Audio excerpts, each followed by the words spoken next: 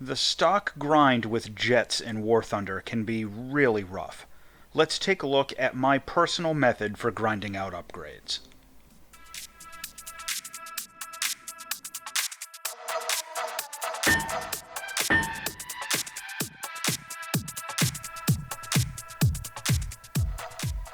Okay, I'm not normally someone who gets all, "let me know in the comments below" on you, but in this case, I'm gonna.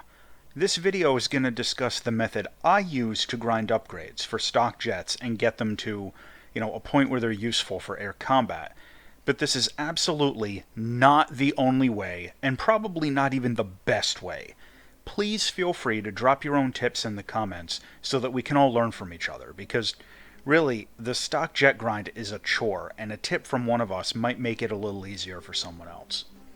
Okay, anyway. Today I'm grinding the F4C Phantom II in the American Tech Tree. I'm starting out bone stock, as you can see here. What I'm going to do is grind the F4C up to the point where I have good air-to-air weapon loadout and can start using it for dogfighting a little bit more reliably. Now, the F4C gets some good loadouts early on, kind of, and I have a premium account, so some of these steps might take a little bit longer for you, meaning more missions in between upgrades.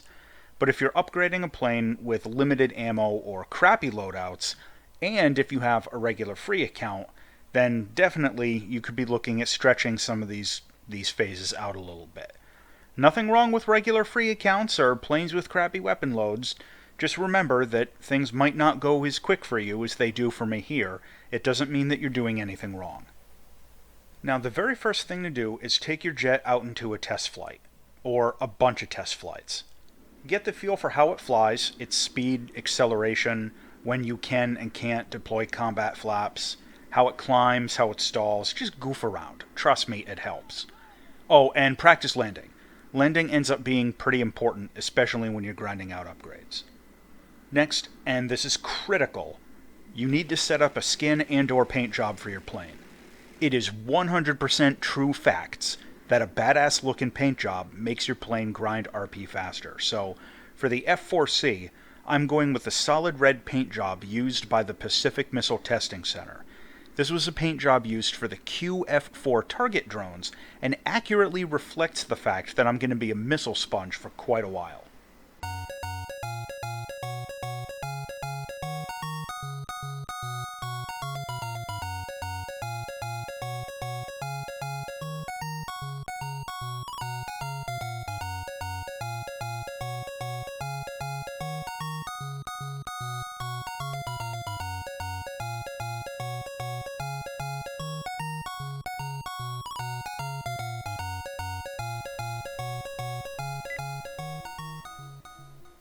Next, pick your first upgrade. In my case, I went for the bombs, and your initial loadout. The Snail finally started giving some higher tier jets a stock loadout with a couple of air-to-air missiles, so make sure you check. The F4C gets its regular gun pod and a pair of AIM-9Bs. Check this, because you'll kick yourself later if you fly a bunch of missions without realizing you could have had some rockets or something the entire time. Now it's time to jump into battle. We're doing realistic battles because the points are better, and air arcade battles are a toxic waste dump at the higher tiers right now.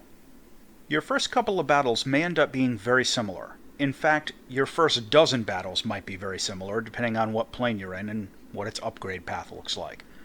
The long story short is that we're going to grind AI ground targets until we get an upgrade of bombs, or rockets maybe for your plane. The reason is primarily that the plane is still stock or near stock, and we're still learning to fly it, so grinding on AI ground targets can provide a baseline level of RP and Silver Lion income per mission to offset potential repair costs, and make progress towards our first few upgrades a little bit easier, so that we're getting a guaranteed level of points every time we fly out, or at least we're trying to. So for now, spin up the guns and pound the ground. Don't hesitate to take occasional engagements with other players, just don't seek them out. Yet. Also, don't hesitate to take missile shots at those AI planes. If nothing else, it's easy Silver Lions and it's missile practice.